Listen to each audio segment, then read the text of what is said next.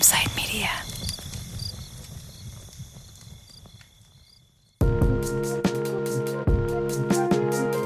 Hey, Campside listeners, welcome back to Inside the Tent, our show where we discuss our favorite podcasts and the people who brought them to life. My name is Adam Hoff. I'm one of the co-founders at Campside, and today I'm talking to fellow founder Josh Dean about his podcast, White Devil. One part true crime story about a killing in the tropics and one part family drama, White Devil tells the story of Jasmine Hartin, the mother of two children who gets involved in a murder investigation that tears her family apart. It took Josh over 3 years to fully report, write, and host this story, and he's here to talk to me about it today. If you want more exclusive content or anecdotes from behind the scenes of our shows, go to joincampside.com to become a member of the Campside community. Again, that's joincampside.com. Now here's my interview with Josh.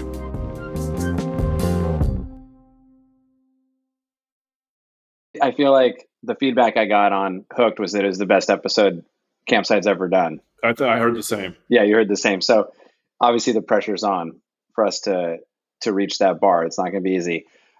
We've obviously picked the right show, though. White Devil is one that was, I think, noteworthy just because it was our first Campside original. We put it out on our own. We had a great reception, millions of downloads, which I think was not something we could be sure of since we were distributing ourselves. But also it just got interesting feedback. And I feel like it comes up a lot with people. They want to know more about it, which is ironic because I think it was 146 hours of content that you put out into the world. It was 12 episodes. I believe it's our longest limited series. Yes, it's our longest. And because it's our longest, we won't try to cover the entire story here in this interview. But I think the creative process and how you put this one together would be interesting to people. I kind of know the answer, but how did this one get on your radar? What's interesting about this one is that it started as almost a lark and then turned into like the longest and most intense project that I've done since I've been here. So it actually started as almost a reverse engineer that we thought, what if we could find a project together with a filmmaker? In this case, it was Will Gluck, who we were working with on Hollywood Con Queen adaptation, and maybe work together from the beginning. What if the filmmaker could be embedded in the process and therefore be thinking about the adaptation? The problem is the story that we landed on ended up being way more challenging, nuanced, and intense for me as a reporter journalist than I ever anticipated. I sort of thought, we'll pick like the most obvious crime story that will take 6 months and then we'll turn it into a movie and it'll be great. Instead, I think I worked on it for 3 years. We made 12 episodes. It was the most challenging legal project, certainly, that we've ever had. I think that I've ever done. And so it became something totally different. But in the beginning, it was like, let's find something together. And I think it literally started with Will sending me a headline from the New York Post, if I'm not mistaken, that was the story of this socialite, as she was then known, and for a while was called by the tabloids, shooting this, or allegedly shooting, apparently shooting. At the time, circumstances were a little unclear. This black cop on a pier in Belize during the pandemic. And it was almost like a locked room mystery, except it didn't appear to be a mystery. There were no other suspects. A cop is dead. This woman, who's the most unlikely shooter you could imagine, is the only suspect. She clearly did it. What happened, right? Right. And initially it was almost, as you mentioned, it was like a tabloid sensation. And so there was almost the temptation of, do we even need to do a podcast? What if we just sold this with Will as a TV show and started to do this murder in the tropics kind of story? And then to your point, fast forward now, and it became this sprawling odyssey for you. Is there a moment though, what was the thing that really animated you that jumped you over that threshold? It's hard to go back to, that would have been would that be 2020? Probably late 2020, early 2021. I'm trying to remember now. Yeah. It's hard to go back to that moment, but I think superficially, like you said, it was a very tabloidy story. It was huge in England because this woman, Jasmine Hartin, who's Canadian, but was married, well, not married. Nothing about this story is actually easy, it turns out. It's like the tabloid headline that seemed like, wow, like very juicy story, very clear protagonist, antagonist, killer, victim. So just what you expected to be true was never true. Starting with, it wasn't an intentional shooting. Like that was pretty obvious almost from the beginning. Everything that you thought would happen, this attractive white woman who apparently shoots this cop, well, because she's the common law wife of the son of a billionaire who turns out to be almost unquestionably the most powerful person in Belize, even though he's a British billionaire. What do you expect to happen? Oh, well, they'll close ranks. They'll steer the investigation in the direction that you expect it to be steered in. This woman will get off with a slap on the hand. Nothing will ever happen. This family will never get any peace, and she'll live happily ever after in her billionaire's kingdom. That very quickly did not turn out to be what happened. And I think that's really the answer, is like, oh my God, wait, what's happening here? And it wasn't clear to me at all what was happening. All I saw was, here's this woman, everyone expects her to quote unquote get away with it. Now, putting aside like guilt or innocence of what happened in the shooting itself, whatever happened in a third world country, when a very powerful person gets involved in a crime or an apparent crime, what typically happens, they just get away with it because they can either bribe people or rig the system or do whatever. None of that happened in this case. Like, this woman goes to a very serious prison.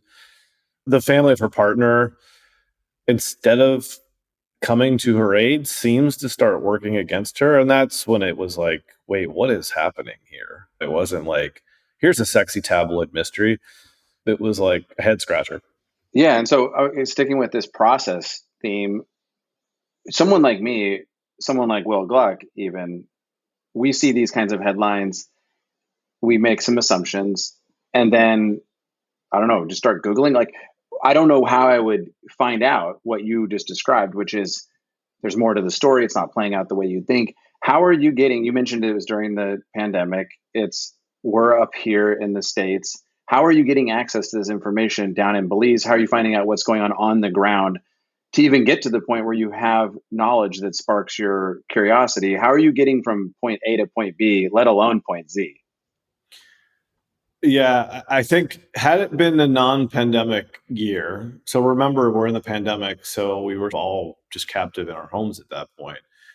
I probably would have gone down myself pretty soon after, as soon as I felt like I had some cracks into access. Instead, I was forced to do something that in retrospect I think was the right thing to do, and is probably the thing you should always do as a reporter. I mean, we talk about parachute journalism, which is the idea that a journalist from some other place parachutes into a community and starts reporting on a story. That could be another town, another state, or another country. It's part of the process, but it's often problematic because then you arrive in a place that you don't know anything about. Like, what, I've been to Belize before, but I don't know how the criminal justice system works. I don't know who the good guys and bad guys are. Like, I have absolutely no lay of the land. But if the pandemic were not in place, it's very possible that wouldn't have stopped me. I just would have shown up and been like, all right, here's my notebook. I'm going to start talking to people. Instead, what I did is I hired a local reporter right away, started with a few phone calls, but then ultimately I was like, hey, could you just be my ears on the ground? Which not only allowed me to get up to speed really quickly, but also that person knows the country, knows the characters, knows the sides in a way that I took me years, well, certainly months, ultimately years. And I think it was like such a valuable lesson that I would not have thought of in the moment. Now it's hard for me to imagine ever doing a story in a place I find literally very foreign again without that. Like, maybe not necessarily hiring them, but I think the first thing I would want to do is have some very serious conversations with somebody who can be on the team in some capacity. And so that reporter, his name is Hippolito, he appears in the podcast. He was able to get me up to speed, but then also he just could start doing interviews. He was hugely helpful in access, not with Jasmine necessarily. Like, that one I kind of worked out on my own, but like, he knew who to talk to with the police department. He knows all the lawyers. He could literally call anybody on the phone. The nice thing about Belize is everybody knows everybody. So it's almost literally true that Hippolito would have the phone number of somebody. Even if he didn't know them, he would have the phone number. When did you eventually realize you needed to get down there, or you could get down there? Like, how did it play out in terms of the physical reporting? There's so many ways that White Devil is unique to me and to us. I think about what today's podcast environment is like and how we probably certainly couldn't sell it, but I don't think we would necessarily even invest in it, not because it didn't turn out well, but because there were so many unknowns at the beginning, including like, what is this even going to become? Like I was like very far into it where I was still like, I don't totally know where this is going or where it's going to end, but I do know that it's fascinating and that there's like the immediate sort of narrow narrative of like what happened on that pier, who are these people, what went wrong. But then zooming out, like this is about power dynamics and systems in the third world, specifically in the Caribbean. But Belize could have been a stand-in for lots of countries where there's corruption and power imbalances and very complicated racial dynamics. And so like I could see all that, but I didn't totally know what was going on. The key to me was like I felt like I had to get close to Jasmine Hartin because she was the only person who actually knew what happened there. And she was also clearly in the center of like a firestorm, which increasingly became apparent that she was at war with her own quote unquote family, the Ashcrofts.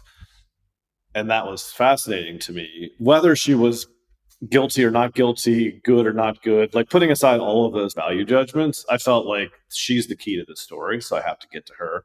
Once I got to her, and she agreed to talk to me, that's when I decided to go. By that point, my producer, Joe Barrett, had signed on, who became like a true partner on it. And I just was in contact with her and she was like, yes, I'm willing to talk. I have some voicemails from her, I think, when she was like, I like distinctly remember the message. It's like the gloves are off is a phrase that she said. It's in the trailer. She was clearly ready to go to war with this family. And I was like, all right, now it's time to go. Because if nothing else happens, I can spend time with this person who can tell me her story. And then, of course, we're going to stress test that story and report and find out whether she's telling the truth or not. But like, I would never have, I believe this is true. It's easy to say in hindsight. I don't think I just would have shown up without that because here's a country where I don't have that many contacts. I don't understand the landscape.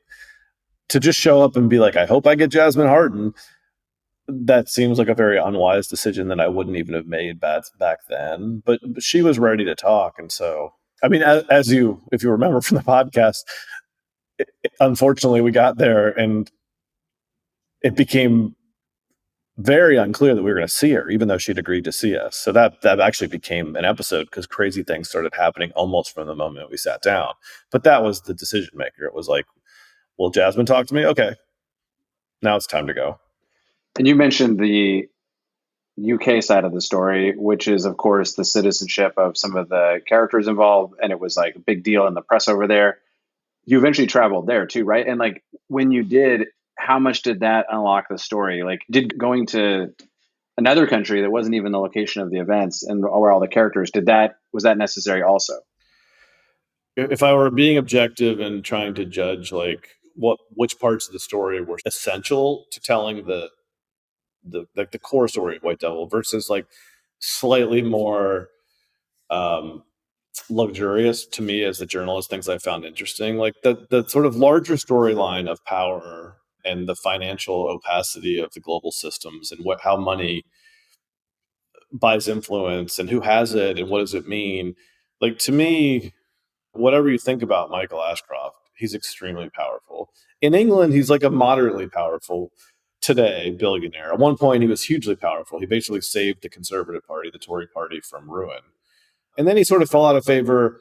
But because he'd grown up in Belize and he also had a lot of influence there, his money went further there. He was able to become influential in all kinds of systems and was like this almost bigger than the prime minister type person. And so I was pretty interested in the story of what that, like, who is he and why did this happen and what does that mean and what does he stand for in the like global financial and political atmosphere? You know, in the US, of course, we're influenced every day by extremely powerful people and we kind of see it, but there's so many of them and our systems are so big and it's so slow moving. I was like, oh, this is fascinating. Who is this guy? Where did he come from? He came from England. Let's go to England and find out like who he is. And so we decided to do an episode where I tried to go in search of the guy who I knew would never talk to me. And in fact, he never did. It's kind of a light in tone episode. Like it's in some ways my favorite episode in the series because it's kind of a bottle episode, as I guess they say in TV. Like it kind of tells its own story. It's like a bio of Michael Ashcroft. And I love the way it turned out. I could easily see it's the episode some people would skip and be like, give me back to the suspense of this suspicious death. But I was really proud of that one. Setting aside the collision of like legal vetting and journalism and how thorny that all can be, because you're right, like these power dynamics that we're getting at also stifle a lot of important journalism, and we saw that play out. Like we started to see how that works, able to sort of push back against most of it, but we saw it.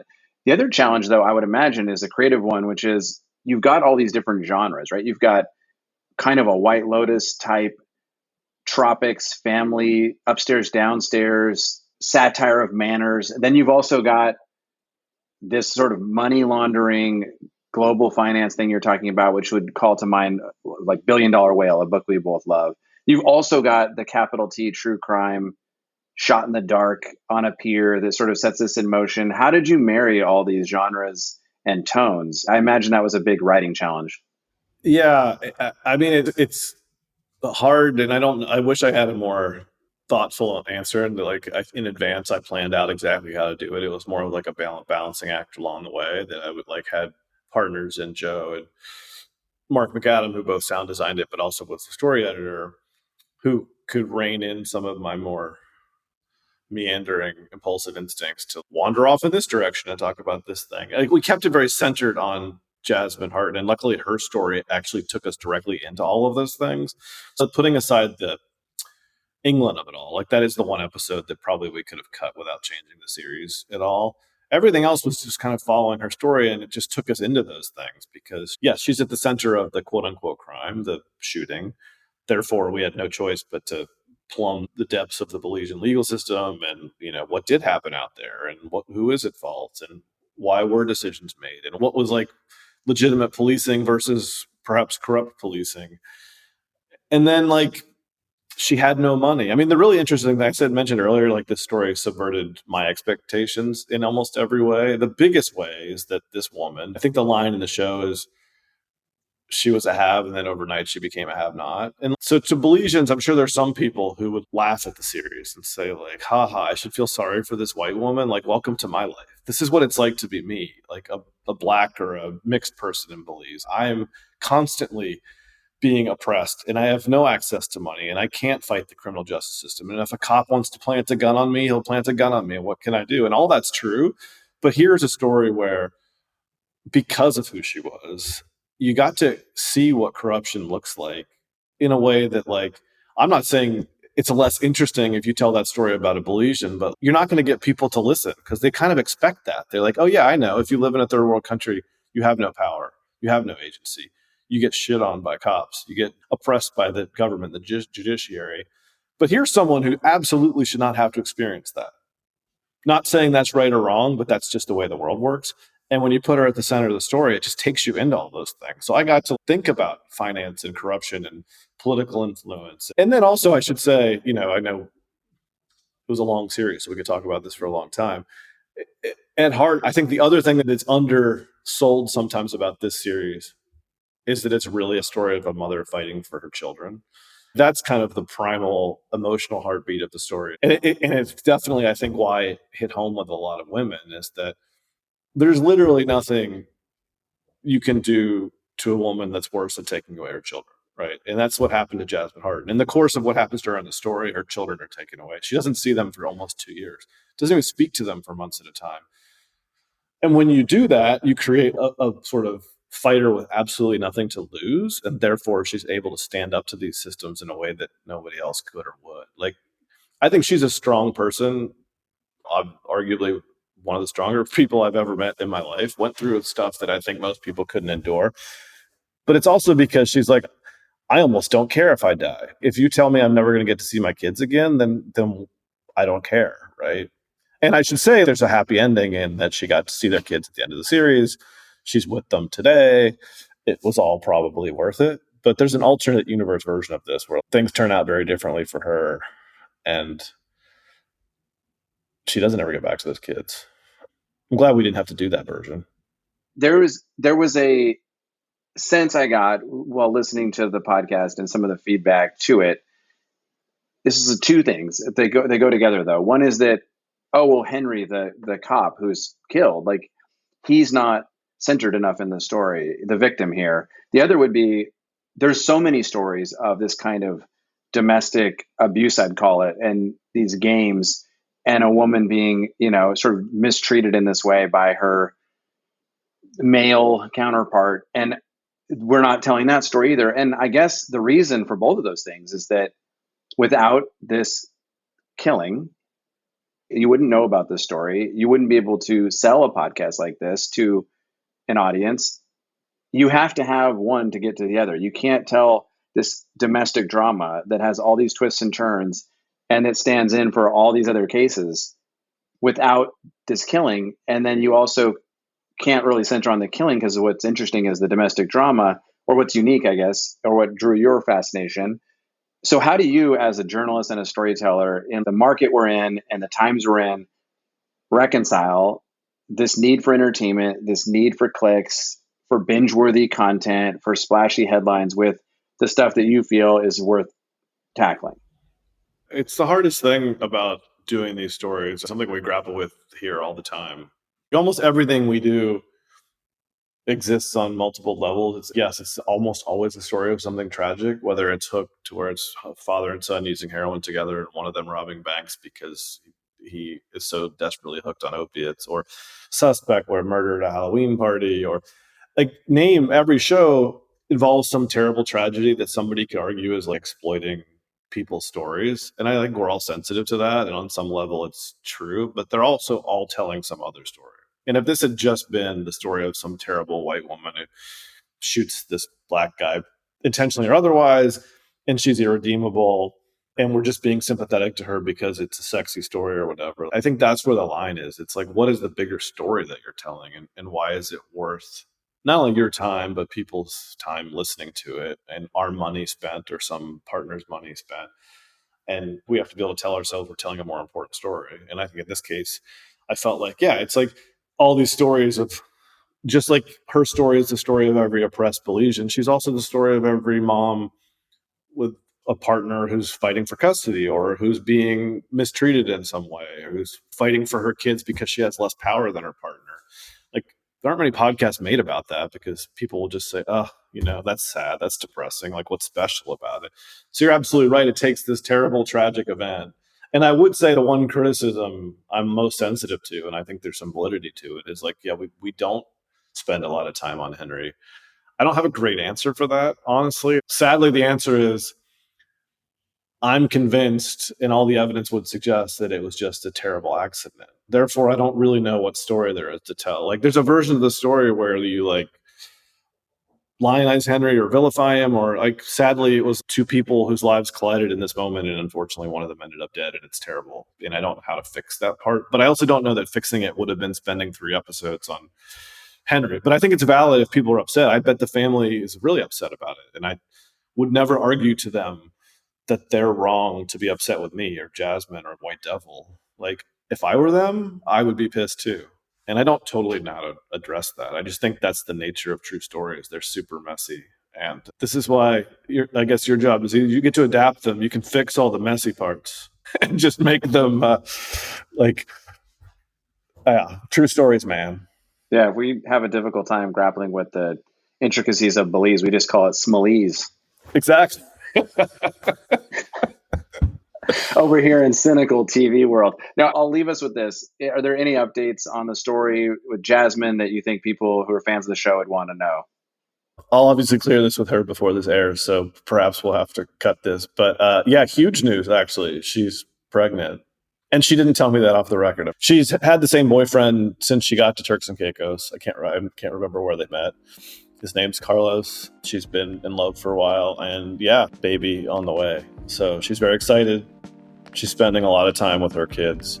I think I wrote a Substack about the custody. People know that she got joint custody, which is all she was fighting for. She wasn't trying to take them from Andrew.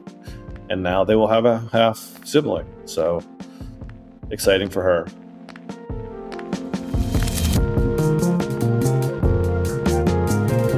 Big thanks to Josh and every member of the White Devil team.